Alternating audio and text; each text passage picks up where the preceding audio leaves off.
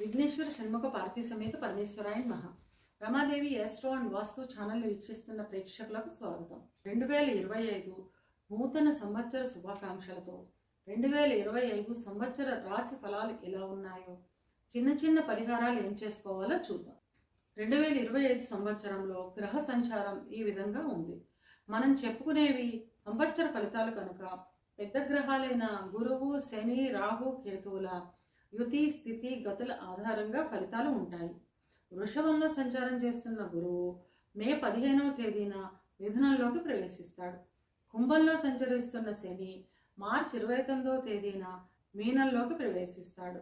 మే 18వ తేదీన మీనంలో సంచరిస్తున్న రాహు కుంభంలోకి, కన్యలో సంచరిస్తున్న కేతువు సింహంలోకి ప్రవేశిస్తారు.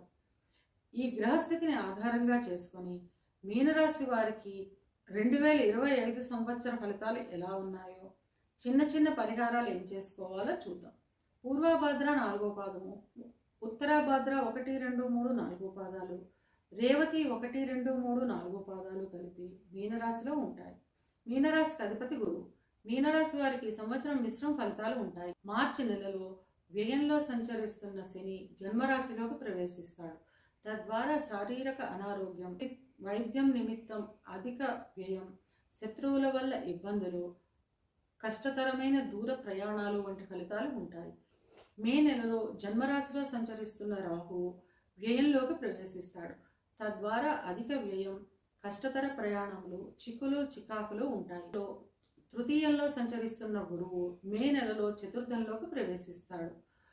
తద్వారా అసత్య ఆరోపణలు, ఆస్తి నష్టం, పదవీ నష్టం వంటి ఫలితాలు ఉంటాయి. మొత్తం మీద ఈ 4 గ్రహాల స్థాన మార్పు వల్ల మిశ్రమ ఫలితాలు ఉంటాయి. గత సంవత్సరంతో పోలిస్తే ఈ సంవత్సరం బాగానే ఉంటుంది. ఇంట్లో శుభకార్యాలు జరిగే అవకాశం ఉంటుంది. పెద్దల నుంచి రావాల్సిన స్థిరాస్తులు చేతికి అందుతాయి. ఇక విద్యార్థుల విషయానికి వస్తే విద్యార్థులకు ఈ సంవత్సరం బాగా కలిసి వచ్చే కాలంగా చెప్పవచ్చును. పోటీ పరీక్షలలో అనుకూల ఫలితాలను సాధిస్తారు. అనుకున్న ర్యాంకులను సాధిస్తారు. తద్వారా కోరుకున్న కాలేజీలలో కోరుకున్న సీట్లు పొందగలుగుతారు. విద్య నిమిత్తం విదేశాలకు వెళ్ళాలి అనుకునే వారికి అత్యంత అనుకూలమైన సంవత్సరంగా చెప్పవచ్చును. క్యాంపస్ సెలక్షన్స్కు వెళ్ళే విద్యార్థులకు దూర ప్రాంతాలలో ఉద్యోగం లభిస్తుంది. ఉద్యోగ ప్రయత్నం చేస్తున్న వారికి కోరుకున్న ఉద్యోగం లభిస్తుంది. ప్రభుత్వ ఉద్యోగస్తులకు కోరుకున్న ప్రదేశాలకు బదిలీ అయ్యే అవకాశం ఉంటుంది. ప్రైవేట్ ఉద్యోగస్తులకు విదేశాలకు వెళ్ళే అవకాశము లేదా అక్కడ స్థిరపడే అవకాశం ఉంటుంది. మే నెల తర్వాత చేస్తున్న వృత్తి ఉద్యోగాలలో మార్పు ఉండే అవకాశాలు ఉన్నాయి.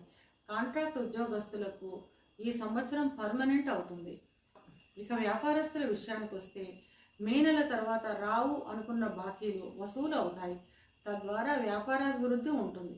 ఏప్రిల్, మే నెలలలో వాహనాలతో కొంచెం జాగ్రత్తగా ఉండడం మంచిది. భాగస్వామి వ్యాపారంలో భాగస్థుల మధ్య ఎప్పటి నుండో ఉన్న విభేదాలు తగ్గి ఆనందంగా, ఆహ్లాదంగా వ్యాపారాన్ని కొనసాగిస్తారు. వివాహ ప్రయత్నం చేసేవారికి సంవత్సరం మొదటి భాగంలో కోరుకున్న సంబంధం కుదిరే అవకాశం ఉంటుంది. వివాహం అయిన వారు మే నెల తర్వాత జీవిత భాగస్వామితో ఎప్పటి నుంచో ఉన్న విభేదాలు, సమస్యలు తగ్గి ఆనందంగా, ఆహ్లాదంగా గడుపుతారు. ఇక సంతానం విషయానికి వస్తే సంతానానికి సంబంధించిన ఉన్నతి బాగుంటుంది. ఎప్పటి నుంచో సంతానంతో ఉన్న చిన్న చిన్న సమస్యలు మే నెల తర్వాత అదుపులోకి వస్తాయి. ఇంటా బయట మీ మాటకు విలువ, గౌరవం పెరుగుతుంది. విదేశాల్లో స్థిరపడాలి అనుకునే వారికి ఈ సంవత్సరం అన్ని విధాలా అనుకూలంగా ఉంది. రాని బాకీలు వసూలయ్యే అవకాశం ఉంటుంది. చిన్న చిన్న అనారోగ్య సమస్యలు ఉంటాయి. వైద్య నిమిత్తం అధిక ధన వ్యయం ఉంటుంది. చిన్న చిన్న ఇబ్బందులు ఉన్నప్పటికీ గత సంవత్సరంతో పోలిస్తే ఈ సంవత్సరం అనుకూలంగానే ఉంటుంది. ఇవి కేవలం గోచార ఫలితాలు మాత్రమే. గోచార ఫలితాలు పూర్తిగా జన్మజాతక చక్రంపై ఆధారపడి పనిచేస్తాయి కనుక తమ జన్మజాతక చక్రాన్ని విశ్లేషణ చేయించుకోవాలి అనుకునేవారు కింది నెంబర్కి వాట్సాప్ చేసి కన్సల్టేషన్ తీసుకోండి. మీనరాశి వారి అనుకూలతను పెంచుకోవడానికి, ప్రతికూలతను తగ్గించుకోవడానికి నల్ల నువ్వులు కాకులకు ఆహారంగా వేయడం ద్వారా అంతా మంచి జరుగుతుంది.